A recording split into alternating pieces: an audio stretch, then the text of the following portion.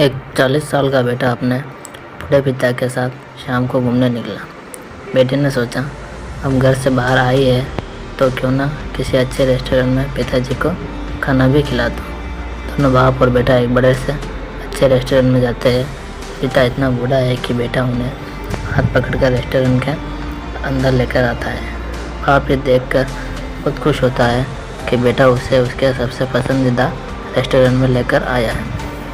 पिता खुशी में अपने बेटे को बताता है कि ये वही रेस्टोरेंट है जहाँ मैं तुम्हें और तुम्हारी माँ को लेकर आता था। बेटा कहता है कि मुझे याद है पिताजी, इसलिए मैंने सोचा कि आज इसी रेस्टोरेंट में खाना खाया जाए। बेटा अपने पिता की सबसे पसंदीदा डिश यानी शाही पनीर ऑर्डर करता है। दोनों खाना शुरू करते हैं। पिता बहुत बूढ़ा है, वो कमज़ोर है। कुछ खाना उनकी कमीज पैंट पर गिर जाता है। ये देखकर रेस्टोरेंट में बैठे सभी लोग उस बूढ़े पिता को घूरने लगते हैं। सभी सोचते हैं कि इसे खाना भी नहीं आता, लेकिन बेटे को कोई फ़र्क नहीं पड़ता है।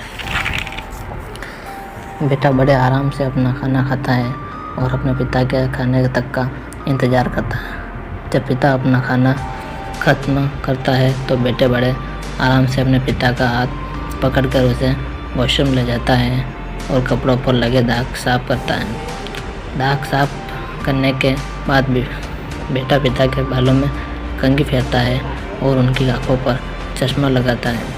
जब दोनों वॉशरूम से बाहर आते हैं तो रेस्टोरेंट में बैठे सभी लोग उन्हें घूरते हैं कि कैसे उस लड़के के पिता ने अपने बेटे का रेस्टोरेंट में मजाक बना दिया। बेटा बिना किसी की परवाह किए बिल देने जाता है।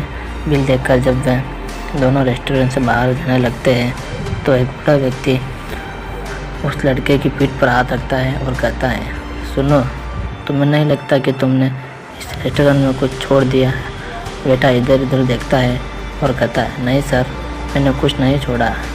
तो बूढ़ा इंसान फिर बोलता है, नहीं, तुम इस रेस्टोरेंट में कुछ छोड़कर जा रहे हो। वो है इस रेस्टोरेंट में बैठे लोगों के लिए एक सीख। बेटा तुम यहाँ बैठे हर एक बेटे के लिए एक सीख छोड़कर जा रहे हो और हर एक पिता के लिए उम्मीद। बूढ़ा बोलता है, मैंने आज तक ऐसा नहीं देखा कि कोई बेटा अपने पिता की इतने दिल से सेवा करता है। अपने पिता की जैसे तुम सेवा कर रहे हो वो देखकर मेरी आंखें भी नम हो गई और तुमने मेरे अंदर एक उम्मीद जगाई है कि शायद मेरा बेटा भी इसी तरह मेरी सेवा करे। धन्य है तुम्हारे माँ बाप जिन्होंने तुम्हें इतने अच्छे संस्कार दिए। बेटा तुम ज़िंदगी में खूब तरक्की करो और हमेशा खुश रहो।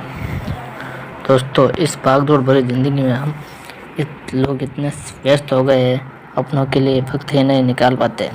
इस कहानी का मूल उद्देश्य यही है कि माँ बाप का कभी दिल नहीं दुखाना और बुढ़ापे में उसकी खूब सेवा करें, उन्हें खुश रखें। अगर आपको पिता पुत्र की ये कहानी अच्छी लगी हो तो लाइक करें, चैनल को सब्सक्राइब करें।